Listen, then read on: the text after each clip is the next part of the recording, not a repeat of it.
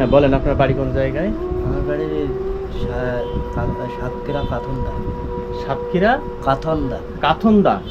ও, এটা আসলে কোন থানার ভিতরে পড়ে? সদর থানা। সদর থানার ভিতরে, সাতক্ষীরা সদর থানা কাথন্দা গ্রামে। হ্যাঁ। ও আচ্ছা। তা আপনি আসলে এখন এই যে আপনি জীবিকার জন্য বা পেটের জন্য এই টাকা তুলে বেড়াচ্ছেন, তাই তো? মানে টাকা নিচ্ছেন। হ্যাঁ। আগে কি করতেন? আগে একটু কোনে সার্কেসে যেতাম, এখন সার্কেস নেই, এখন আপাতত মানে কাজের সাথে। মানে আগে সার্কেস পার্টির সাথে থাকতেন, কিন্তু এখন এই সার্কেস চলছে না বলে হ্যাঁ আপনার এখন এই করে খাতি আছে। হ্যাঁ। কিন্তু আগে তো ভালো দিন চলতো। হ্যাঁ আগে ভালোই চলতো। আর বাড়িতে কে কে আছে? বাড়ি আছে, বাপ নেই, মা আছে, ভাই বোন আছে, আর ওই সাইজি ভাই বউ আছে। ও, আপনার স্ত্রী নাই? আমি এখন বিয়ে করি। বিয়ে করেননি এখনো?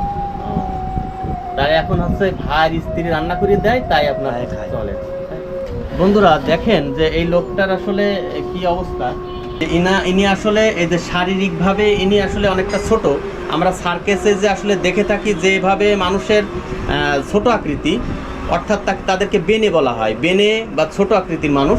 মানে খাটো প্রতিবন্ধী। খাটো খাটো প্রতিবন্ধী। অবশ্যই এটা প্রতিবন্ধী বলা যায়, কিন্তু প্রতিবন্ধী বলছি না কেন, খারাপ শোনা যায়, এই জন্য প্রতিবন্ধী বলছি না। দেখুন ওনার হাতগুলো কত খাটো খাটো ছোট ছোট, উনি দেখুন কতটা ছোট, অনেকটা ছোট মানুষ, প্রতিবন্ধী। উনি নিজেই বলছে যে আমি প্রতিবন্ধী। ভাইয়ের বাড়ি হলো সাতক্ষীরা। ভাইয়ের নাম কি বললেন? আমার নাম মোহাম্মদ আলামিন হোসেন। আলামিন হোসেন, মোহাম্মদ আলামিন হোসেন। যে আসলে এনারা কর্ম করে ঠিক মতো খেতে পারেন না, শুধু তাদের এই শারীরিক অবস্থার জন্য। শারীরিক অবস্থা প্রতিবন্ধী এবং অনেকটা ছোট মানুষ। আপনার হাইট কতটা হতে পারে আপনার জানা আছে? 2.5 ফুট। 2.5 ফুট মতো হবে। অবশ্য মাপলে বোঝা যেত, কিন্তু ভাইয়ের আসলে বলছেন যে ওনার হাইট আসলে 2.5 ফুট মতো হবে।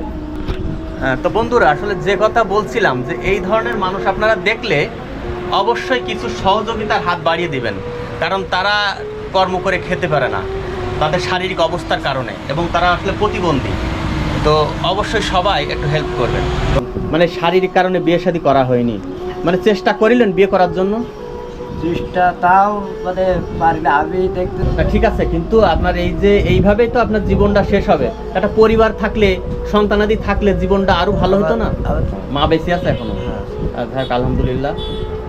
তো আসলে বন্ধুরা দেখুন, ভাইটি একসময় সার্কাসে কাজ করতো, কিন্তু যেহেতু সার্কাসের এখন আকাল, সার্কাস এখন আর চলে না, মানুষ দেখে না, যার কারণে এই ধরনের আসলে মানুষগুলো, যারা খাটো মানুষ বা আপনারা বেনে বলতে পারেন, প্রতিবন্ধী বলতে পারেন, এই ধরনের মানুষগুলো আসলে এখন আর সেই কর্ম করে খেতে পারে না।